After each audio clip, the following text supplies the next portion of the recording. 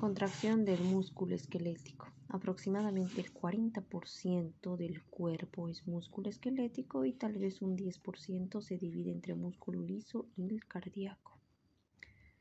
Anatomía fisiológica del músculo esquelético.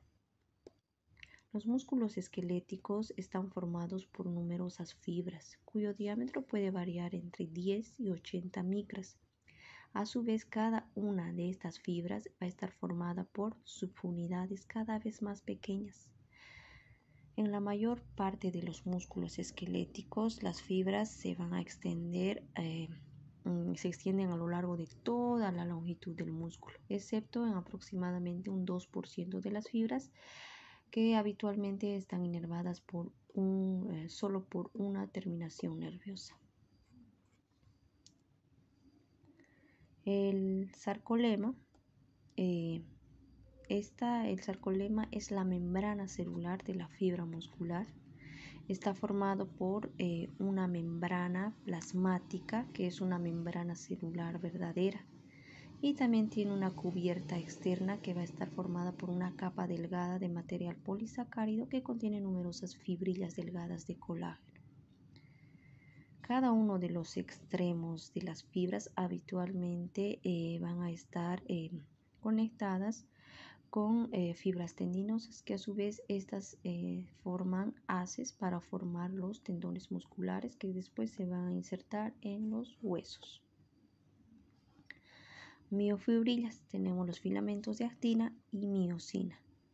Cada fibra muscular contiene varios de cientos a varios de miles de miofibrillas. Entonces cada miofibrilla va a estar formada por 1500 filamentos de miosina y 3000 filamentos de actina, que estos van a estar adyacentes entre sí y que son grandes moléculas proteicas polimerizadas que son responsables de la contracción muscular real. Los filamentos de miosina y actina se interdigitan parcialmente y de esta manera hacen que las miofibrillas tengan bandas claras y tengan las bandas oscuras. Las bandas claras contienen solo filamentos de actina y se denominan bandas así porque son isótropas a la luz polarizada. En cambio, las bandas oscuras van a contener tanto los filamentos de miosina, así también como los extremos van a tener los filamentos de actina y por eso van a ir formando la banda A, como podemos ver en esta imagen, ¿no? La banda I solo va a estar formada por actina y la banda A tiene tanto la miosina y en los extremos va a tener la actina. Y luego podemos hablar también de los puentes cruzados. Los puentes cruzados van a ser pequeñas proyecciones que van a salir a los lados de los filamentos de miosina. La interacción de estos puentes cruzados con la actina pues es la responsable de la contracción.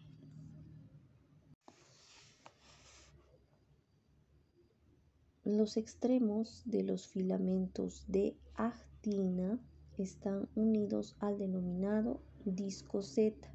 Desde este disco, estos filamentos se extienden en ambas direcciones para interdigitarse con los filamentos de miosina.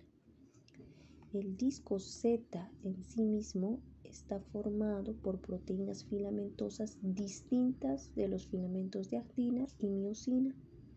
Atraviesan las miofibrillas y también pasa desde unas miofibrillas a otras, uniéndolas entre sí a lo largo de toda la longitud de la fibra muscular. La porción de la miofibrilla que está entre dos discos Z sucesivos se denomina sarcómero, que mantiene en su lugar los filamentos de miosina y actina.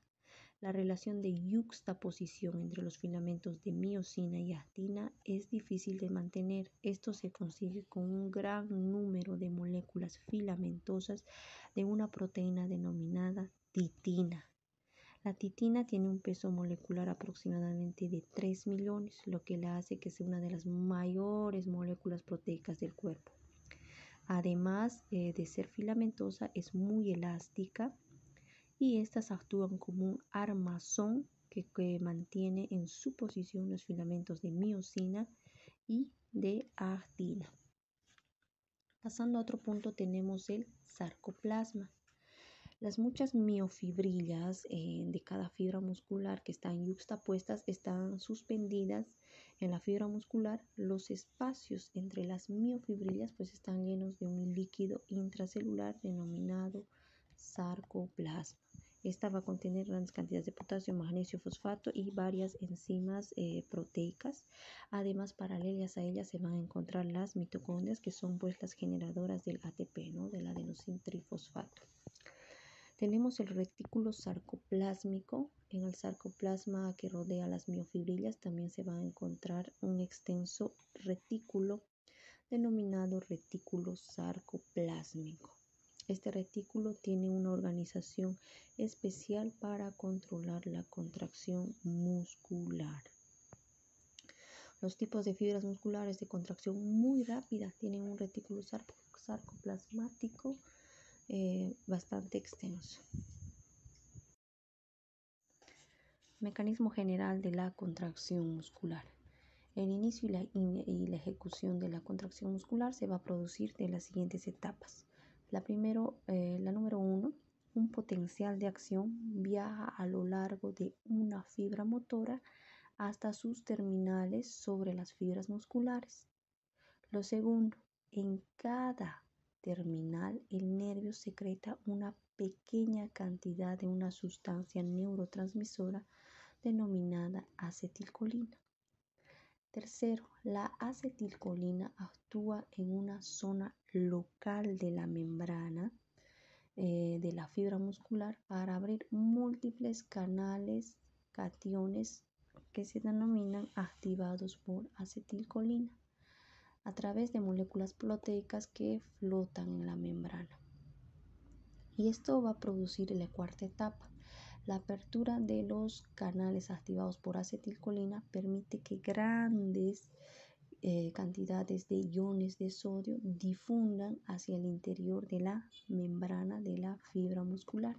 Esta acción va a producir la despolarización local y a su vez va a conducir a la apertura de los canales de sodio activados por voltaje que inicia un potencial de acción en la membrana.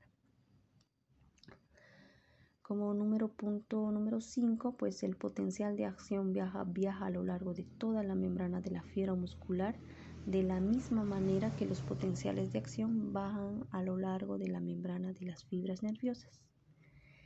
Y el sexto es el potencial de acción despolariza la membrana muscular y buena parte de la electricidad del potencial de acción fluye a través del centro de la fibra muscular, donde hace que el retículo sarcoplásmico libere grandes cantidades de iones de calcio que se han almacenado en el interior de este retículo. En el número 7, los iones de calcio pues inician las fuerzas de atracción entre los filamentos de actina y miosina, haciendo que se deslicen uno contra otro en sentido longitudinal, o sea, haciendo esta acción, lo que constituye el proceso contráctil. Y por último, ya en el número 8, después de una fracción de segundos, los iones de calcio son bombeados de nuevo hacia el retículo sarcoplásmico por una bomba de calcio de la membrana y van a permanecer almacenados en el retículo hasta que lleguen a un nuevo potencial de acción muscular. Esta retirada de los iones de calcio desde las miofibrillas hace que cese la contracción muscular. Mecanismo molecular de la contracción muscular. Mecanismo de deslizamiento de los filamentos de la contracción muscular. En el estado relajado, los extremos de los filamentos de actina que se extienden entre dos discos Z sucesivos apenas, como pueden observar, comienzan a superponerse entre sí. Por el contrario, ya en el estado contraído, estos filamentos de actina han sido traccionados hacia adentro entre los filamentos de miosina, de modo que sus extremos se superponen entre sí y en su máxima extensión. Además, los discos Z han sido traccionados por los filamentos de actina hasta los extremos de los filamentos de miosina. En síntesis, la contracción muscular se produce por un mecanismo de deslizamiento de los filamentos. ¿Y por qué hace que los filamentos de actina se deslicen hacia adentro entre los filamentos de miosina? Este fenómeno está producido por las fuerzas que generan por la interacción de los puentes cruzados que van desde los filamentos de miosina hacia los filamentos de actina. Para todo este proceso es necesario energía que va a proceder de los enlaces de alta energía de la molécula del ATP, pues hace que se degrade en el ADP para poder liberarla. Características moleculares de los filamentos contráctiles. Filamento de miosina. El filamento de miosina está formado por múltiples moléculas de miosina, que cada una de ellas tiene un peso molecular de aproximadamente 480.000. A su vez, la molécula de miosina está formada por 6 cadenas polipeptídicas, de las cuales 2 son cadenas pesadas y cada una de ellas tiene un peso aproximado de 200.000 y tiene 4 cadenas ligeras que tienen un peso molecular de 20.000. Las 2 cadenas pesadas se enrollan entre sí en espiral para formar un hélice doble que se va a denominar la cola de la molécula de miosina. Un extremo de cada una de estas cadenas se pliega bilateralmente para formar una estructura polipéptica globular denominada cabeza. Así que hay 2 cabezas libres en un extremo de la molécula de miosina de doble hélice.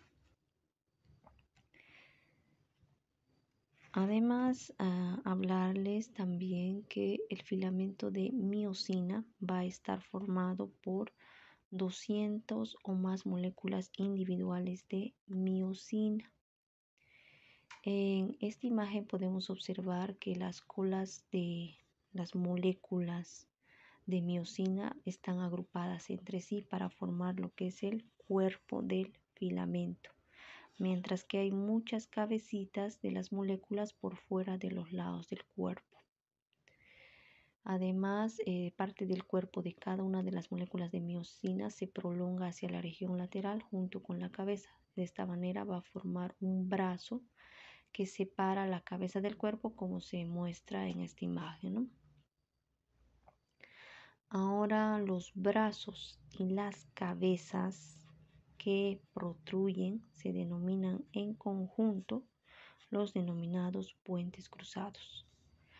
Cada puente cruzado es flexible en 2 puntos denominados bisagra. Y entonces una en el punto en el que el brazo sale del cuerpo del filamento de miosina y otro en el punto en la cual la cabeza se une al brazo. Además, es importante hablar de la actividad ATPasa de la cabeza de miosina. Otra característica de la cabeza de la miosina que es esencial para la contracción muscular es que actúa como una enzima ATPasa. Filamento de actina. El filamento de actina también es complejo y va a estar formado por 3 componentes proteicos: la actina, la tropomiosina y la troponina. El esqueleto del filamento de actina es una molécula de la proteína F-actina bicatenaria. Ahora, cada una de las hebras de doble hélice de la proteína F-actina van a estar formadas por moléculas de G-actina polimerizadas, cada una de las cuales tiene un peso aproximado de 42.000. Cada una de estas moléculas de G-actina se une a una molécula de ADP. Entonces, se piensa que estas moléculas de ADP pues, son los puntos activos de los filamentos de actina con los que interactúan los puentes cruzados de los filamentos de miosina para producir la contracción muscular. Ahora, las moléculas de tropomiosina, estas generalmente cada una tiene un peso molecular de 70.000 y una longitud de 40 nanómetros. Estas moléculas están enrolladas en espiral alrededor de los lados de las hélices F-actina. En estado de reposo, las moléculas de tropomiosina recubren los puntos activos de las hebras de actina, de modo que no pueden producir atracción entre los filamentos de actina y miosina para producir la contracción. La troponina y su función en la contracción muscular, unida de manera intermitente a lo largo de los lados de las moléculas de tropomiosina, hay otras moléculas proteicas denominadas troponinas. Esta se trata de un complejo de 3 subunidades proteicas unidas entre sí de manera laxa, cada una de las cuales tiene una función específica en el control de la contracción muscular. Una es la subunidad troponina I, que tiene una gran afinidad por la actina. Otro es la troponina T, que tiene afinidad por la tropomiosina. Y la tercera, la proteína C, la troponina C, por los iones de calcio. Se piensa que este complejo une la tropomiosina a la actina. Se piensa que la intensa afinidad de la troponina por los iones de calcio inicia el proceso de la contracción. Interacción de un filamento de miosina, dos filamentos de actina y los iones calcio para producir la contracción. Inhibición del filamento de actina por el complejo troponina-tropomiosina y activación por los iones de calcio. Un filamento de actina puro sin la presencia del complejo troponina-tropomiosina se une instantáneamente e intensamente a la cabeza de las moléculas de miosina. Después, si se añade ya el complejo troponina-tropomiosina, el filamento de actina, no se produce la unión entre la miosina y la actina. Por lo tanto, se piensa que los puntos activos del filamento de actina normal del músculo relajado son inhibidos o cubiertos físicamente por el complejo troponina-tropomiosina. Entonces, antes de que se produzca la contracción, se debe inhibir el efecto bloqueante del complejo troponina-tropomiosina. ¿Y cómo lo vamos a hacer? Cuando hay grandes cantidades de iones de calcio, se inhibe el propio efecto inhibidor del complejo troponina-tropomiosina sobre los filamentos de actina. Interacción entre el filamento de actina activadas y los puentes cruzados de miosina, teoría de la cremallera o la contracción. Tan pronto como el filamento de actina es activado por los iones de calcio, pues las cabezas de los puentes cruzados de los filamentos de miosina son atraídos hacia los puntos activos del filamento de la actina y de algún modo esto hace que se produzca la contracción. Aunque el mecanismo preciso aún se desconoce, pues se habla de la teoría de la cremallera.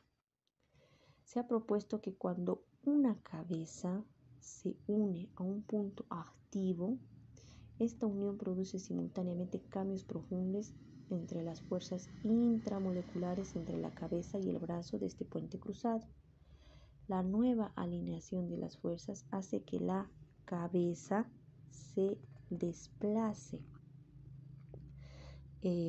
hacia el brazo y que arrastre con ella un filamento de actina. Suponiendo que aquí arriba estaría el filamento de actina. Pues este desplazamiento de la cabeza se denomina el golpe activo. ATP como fuente de energía para la contracción, fenómenos químicos en el movimiento de las cabezas de miocina. Cuando se contrae el músculo se realiza un trabajo y se necesita energía, es necesaria la energía. Durante el proceso de contracción se extienden grandes cantidades de ATP para formar el ATP. El ATP para formar el ADP, cuanto mayor será uno, mayor será la Z. Y la siguiente secuencia, ¿no? Secuencia puede ser el ATP.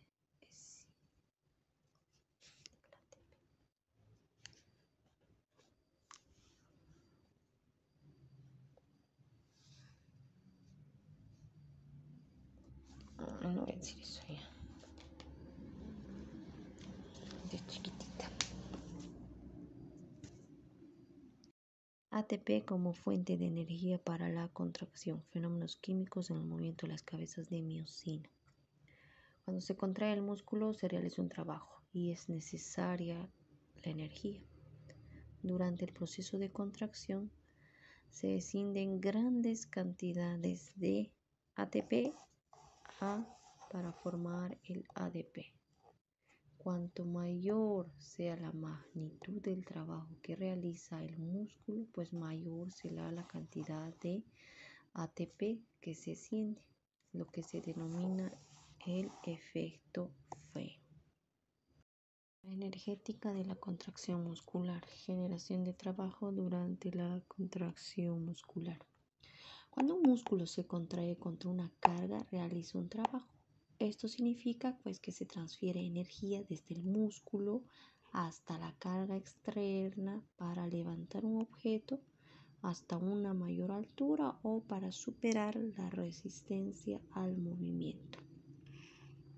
Fuentes de energía para la contracción muscular son tres. La primera fuente de energía que se utiliza para reconstituir el ATP pues es la sustancia de la fosfocreatina. Que contiene un enlace de fosfato de alta energía similar a los enlaces de ATP. La segunda fuente también importante es la glucólisis. El glucógeno que se almacenó previamente en las células musculares, la escisión enzimática rápida del glucógeno en ácido pirúvico y ácido láctico pues libera energía que se va a utilizar para convertir el ADP en ATP. Y la tercera pues es el metabolismo oxidativo. Esto supone combinar oxígeno con los productos finales de la glucólisis y con otros diversos nutrientes celulares pues para liberar el ATP. Más del 95% de toda la energía que utilizan los músculos para la contracción sostenida a largo plazo pues procede de esta fuente. Características de la contracción de todo el músculo. Tenemos la contracción isométrica, pues cuando el músculo no se acorta durante la contracción. La isotónica cuando se acorta, pero la tensión del músculo permanece constante durante toda la contracción. Hablando un poco de las fibras musculares, pues estas se dividen en rápidas y lentas. ¿Quiénes son las rápidas? Son aquellas que tienen fibras grandes para obtener una gran cantidad de fuerza de contracción. Tienen un retículo endoplasmático extenso para una liberación rápida de iones de calcio para iniciar la contracción. Grandes cantidades de enzimas glucolíticas para la liberación rápida de energía por el proceso glucolítico. vascularización menos extensa porque el metabolismo oxidativo tiene una importancia secundaria. Menos mitocondrias también porque el metabolismo oxidativo es secundario. En cambio, las lentas tienen fibras más pequeñas, también están inervadas por fibras nerviosas más pequeñas. La vascularización de los capilares son más extensos para aportar mayores cantidades adicionales de oxígeno. Tienen un número más elevado de mitocondrias también para tener niveles elevados del metabolismo oxidativo. Y también las fibras contienen grandes cantidades de mioglobina, una proteína que contiene hierro y que es similar a la hemoglobina de los eritrocitos. Músculo para adaptarse a la función. Dentro de estas vamos a hablar principalmente de la hipertrofia. Cuando se produce un aumento de la masa total de un músculo, pues se denomina hipertrofia muscular. Y cuando se disminuye, pues el proceso se va a denominar atrofia muscular. Luego otro término que también quiero que sepan es la hiperplasia. En situaciones poco frecuentes de generación extrema de fuerza muscular se ha observado que hay un aumento real del número de fibras musculares. Pues este aumento del número de fibras se va a denominar hiperplasia de las fibras. Efectos de la denervación muscular. Cuando un músculo pierde su inervación, pues ya no se reciben las señales contráctiles que son necesarias para mantener el tamaño muscular normal. Por lo tanto, pues la atrofia comienza casi inmediatamente. Pues el tejido fibroso que sustituye a las fibras musculares durante la atrofia por denervación también tiende a seguir a acortarse durante muchos meses, lo que se va a denominar la contractura.